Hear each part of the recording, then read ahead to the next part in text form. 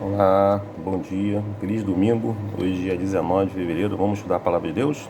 Essa semana nós estamos estudando planejamento para o sucesso. Você quer você ter uma vida de sucesso, você precisa estudar a Palavra de Deus essa semana e você vai descobrir como ter sucesso. Hoje o título da lição é: o que é importante em primeiro lugar? O que devemos colocar em primeiro lugar na nossa vida para nós termos um planejamento e um sucesso na nossa vida? Você vai aprender hoje. Bom, Eclesiastes 12, verso 1, diz o seguinte: lembra do teu Criador nos dias da tua mocidade, antes que venham os maus dias e cheguem os anos, dos quais dirás, não tenho neles prazer. Então a primeira dica que Deus dá para a gente na sua palavra é que devemos seguir a Deus desde o início da sua mocidade. Você está seguindo a Deus desde o início da sua mocidade? Não? Mas dá tempo ainda. Deus está te chamando. Hoje é dia. É agora, não deixe para amanhã o que você pode fazer hoje. Siga a esse Deus maravilhoso e você terá uma vida de sucesso. Não é isso? Bom, à medida aí que a juventude amadurece, vem aí os pensamentos na cabeça desse jovem sobre o seu suprimento, suas necessidades básicas. Seu alimento, sua roupa, como é que ele vai se alimentar, como que ele vai conseguir seu alimento, seu abrigo, né? Construir aí uma família, não é isso? E olha o que Deus fala na sua palavra lá em Mateus 6,33. Busquem em primeiro lugar o reino de Deus e a sua justiça, e todas essas coisas lhe serão acrescentadas. Deus fala o quê? Coloque Deus em primeiro lugar. E todas essas coisas que você está pensando, isso vai ser acrescentado. Isso é uma dica para o teu sucesso. Coloque Deus em primeiro lugar na sua vida. E todas as outras coisas que você está pensando serão acrescentadas para você. Não é isso? Bom, lá em Gênesis capítulo 28, no verso 20 a 22, nós vemos aí um voto que Jacó fez com Deus. Será que também podemos fazer esse voto? Vamos ver lá o voto que ele fez.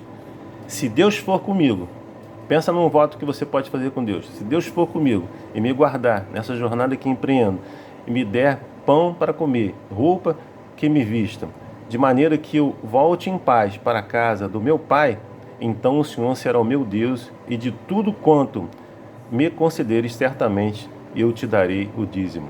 Jacó foi uma pessoa abençoada? Não. Foi abençoado. Ele passou por problemas, por dificuldades na sua vida? Passou.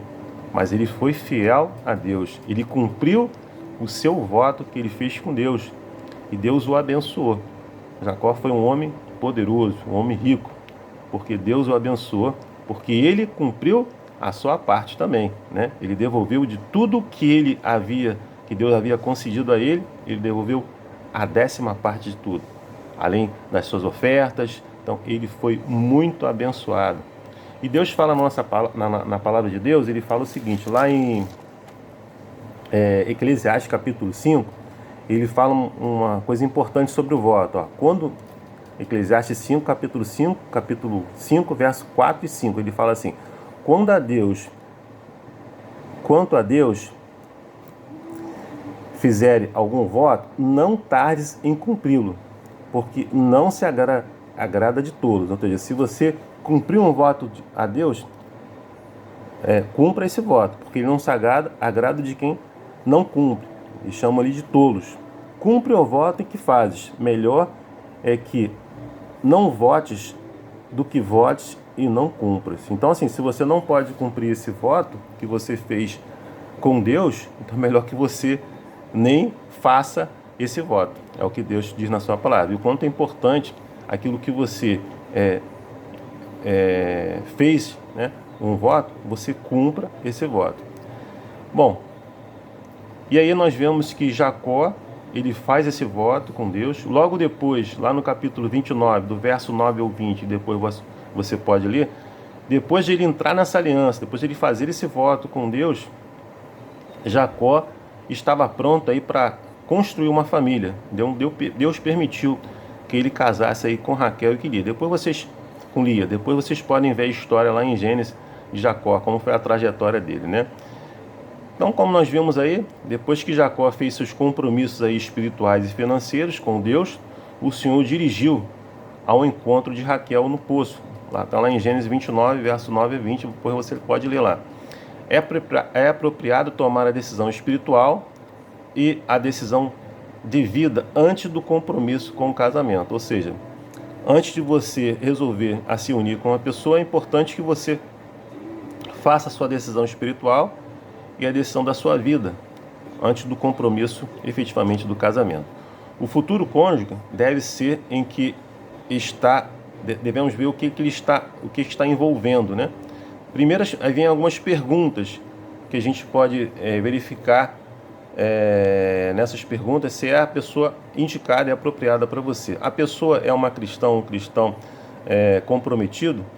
Em que tipo de trabalho ele se envolverá?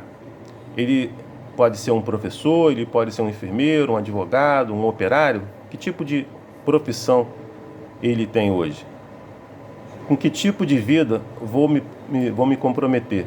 Ou seja, com essa pessoa, a pessoa que eu escolhi. Outras perguntas que precisam de resposta antes do compromisso matrimonial são: que nível de educação foi concluída? Haverá dívida contraída nesse casamento? Estou disposto a aceitar essa situação como parte da minha responsabilidade? Então, são perguntas que vêm para que você possa refletir e ver se essa pessoa que você está escolhendo como cônjuge é a melhor pessoa para você seguir junto no caminho e que você escolheu, e automaticamente a pessoa tem que estar nessa mesma visão, nesse mesmo foco, para poder seguir da mesma forma. Lá na Palavra de Deus, em 2 Coríntios, capítulo 6, verso 14 e 15, ele vem falando assim: não vos ponha em julgo desigual com os incrédulos, porquanto que sociedade pode haver entre a justiça e a iniquidade? O que comunhão da luz com as trevas? Que harmonia entre Cristo e o maligno? Ou que união do crente com o incrédulo? Então Deus está te dando aqui uma indicação de que você não faça jogo desigual, ou seja, você é uma pessoa cristã, aí você vai se juntar com uma pessoa que não é cristã. Que consequências isso pode trazer para a sua vida? Então Deus está te orientando aqui. Haverá sociedade entre a justiça e a iniquidade, como entre a luz e as trevas, entre Cristo e o maligno? Então ele está te dando algumas perguntas para que você possa refletir. Ou seja, isso é uma garantia. É importante considerar esses princípios quanto aí à procura de um parceiro para a vida? Com certeza é. Isso não vai garantir aí um bom casamento, mas ajuda, e tem você vai ter a melhor chance de escolher o quê? Uma pessoa apropriada para o seu caminho. Ajuda muito, entendeu? Então que Deus te dê sabedoria. Se você ainda não achou aí a pessoa, né, para seguir o mesmo rumo que você procure e essa pessoa esteja dentro dos princípios, né, que Deus instituiu para que possamos casar realmente, né, com uma pessoa que venha seguir os mesmos princípios, tenha o mesmo foco. Isso vai fazer com que você também tenha uma vida de sucesso, escolhendo a parceira ou parceiro ideal. Bom, se você ainda é jovem, ainda está pensando nisso, que Deus te dê sabedoria. Você ainda não casou, né? Ou se você é mais maduro e também não escolheu ainda a pessoa, que Deus te dê sabedoria, inteligência, né? Busque na palavra de Deus essa sabedoria, né? Porque é a palavra de Deus que vai nos dar sabedoria para que você encontre a pessoa certa, a pessoa correta, que vai seguir os mesmos princípios que você, né? E vai ter a mesma visão que você, para que você possa ter sucesso. Que Deus te abençoe, te dê um ótimo domingo. Não deixe de estudar a palavra de Deus. É meu desejo, minha oração. Amém.